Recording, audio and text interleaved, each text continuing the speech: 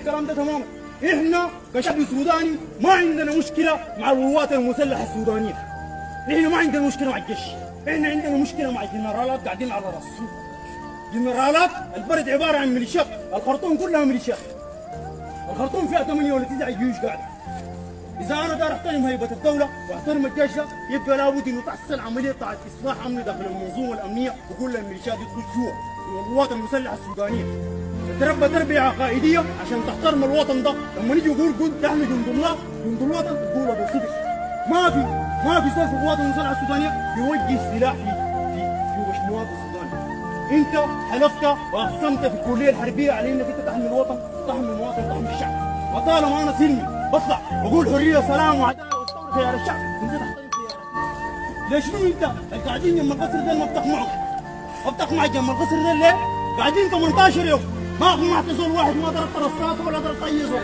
احنا بنطلع من صريحه الانقلاب لحد الليله الناس بتموت في بحر، بتموت في درمان. اول امبارح ما يجيبوا درمان شهداء، في الخرطوم بيموتوا شهداء، عبوات الامام من سيف الناس. الكلام ده من وين؟ اي زول لابد انه يخاطب صوت الضمير بتاعه، يخاطب صوت الضمير بتاعه ويعرف انه الان قاعد على راس السلطه. هذا البرهان ما اكبر من نهاضه الجماهير. البرهان ده لو معه سلاحه ومعه ميليشياته نحن معانا الله وكبيرنا الله، ولو دايرنا جينا في الشارع كبيرنا الله. ناس تطلع كلها بقوة قلب، ما تخاف من اي حاجه.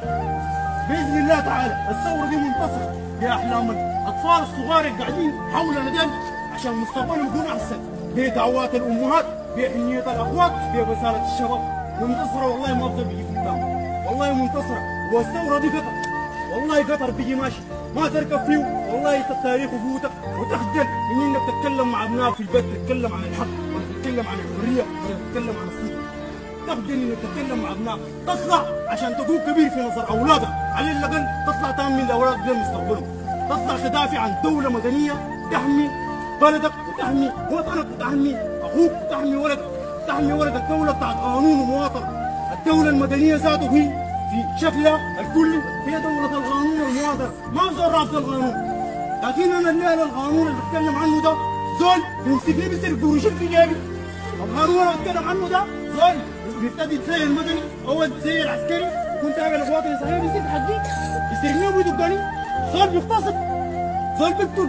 أنا أسكت عليه كيف يعني؟ أنا أستعمله كيف يا أخواتي في الشارع ديل ولا في أمهاتنا ولا في أخواننا اللي بيمشوا المدرسة؟